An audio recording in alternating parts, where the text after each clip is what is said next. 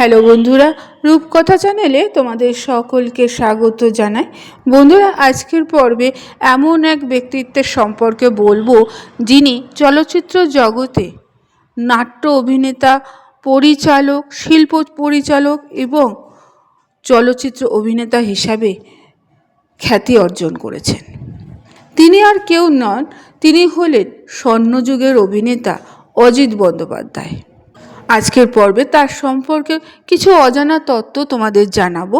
ভালো লাগলে অবশ্যই শেয়ার করে দেবে, লাইক করে দেবে এবং পরবর্তী ভিডিও পাওয়ার জন্য পাশের বেল আইকনটিকে অবশ্যই প্রেস করে রাখবে।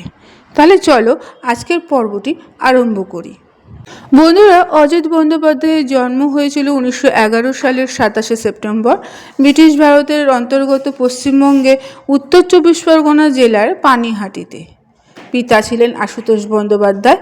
তার পরিবার স্থায়ীভাবে কলকাতা মানিকতলায় বসবাস করতে থাকে। অজিত বন্দ্যোপাধ্যায় কলকাতায় আইএসসি পর্যন্ত পড়াশোনা করেছিলেন। তারপর প্রথম দিকে কিছুদিন স্টেনোগ্রাফার হিসাবে কাজ করার পর গ্রামাফোন কোম্পানিতে 50 টাকা বেতনের চাকরি করতে থাকেন। তিনি সহকর্মীদের নিয়ে মুখ্য নট ও নাট্য নির্দেশক হিসাবে প্রতাপাদিত্য নাটকটি মঞ্চস্থ করেছিলেন। সুপুরুষ অজিত বন্দ্যোপাধ্যায়ের ছিল অসাধারণ কণ্ঠ এবং সুস্পষ্ট বাচনভঙ্গি। সেই কারণেই পরবর্তীকালে হিজ মাস্টার্স ভয়েস রিক্রিয়েশন ক্লাবে কর্ণার্জুন, সিরাজদৌল্লা চরিত্রহীন দেবদাস ইত্যাদি নাটকে অভিনয় করে সুনাম অর্জন করেছিলেন। স্টার থিয়েটারের তথা অধুনা বিনোদিনী থিয়েটারের রঙ্গমঞ্চে তখন ছিল মহেন্দ্র গুপ্তর যুগ। পরে যখন বিশিষ্ট পেশাদারী নাট্য ব্যক্তিত্ব দেবনারায়ণ গুপ্ত স্টার থিয়েটারে আসেন, এই দুই নাট্যকার এবং নির্দেশকের ইচ্ছায় অজিত বন্দ্যোপাধ্যায় প্রতিষ্ঠিত হন থিয়েটার জগতে।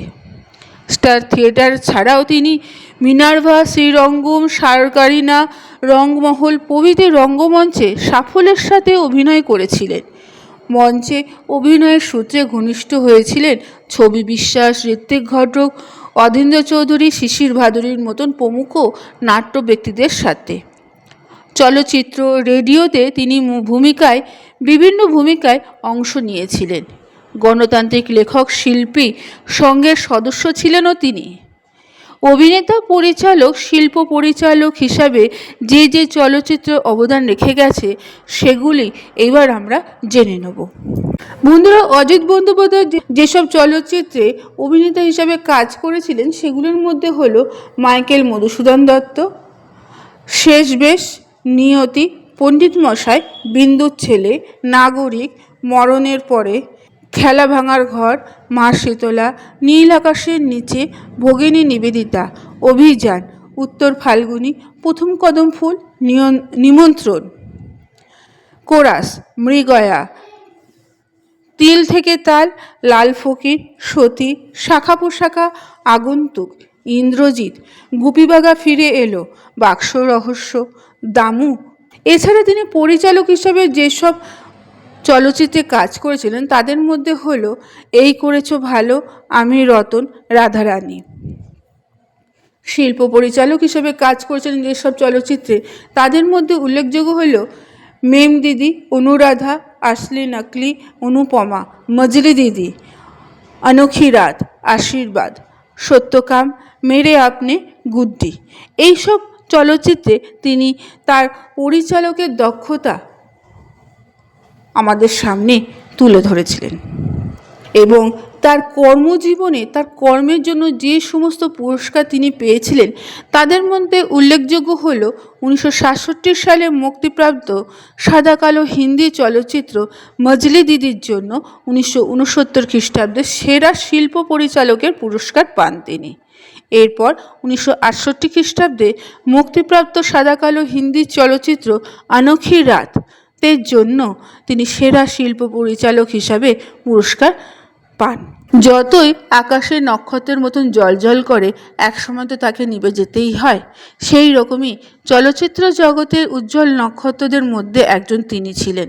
তিনি একসময় দীর্ঘ অসুস্থতার পর 2004 সালে 3রা ডিসেম্বর কলকাতার এক বেসরকারি নার্সিংহোমে 94 বছর বয়সে শেষ নিঃশ্বাস ত্যাগ করেন। এবং এই বাংলা চলচ্চিত্র জগতে আর এক উজ্জ্বল নক্ষত্র খসে পড়ে যায়, যা কখনোই পূরণ করা যায় না। বন্ধুরা, আজকের পর্বটি কেমন লাগলো অবশ্যই তোমরা জানাবে। বন্ধুরা, আজকের পর্বটি এখানেই শেষ করলাম। এতক্ষণ আমার ভিডিওটি দেখার জন্য ও শোনার জন্য তোমাদের অসংখ্য ধন্যবাদ।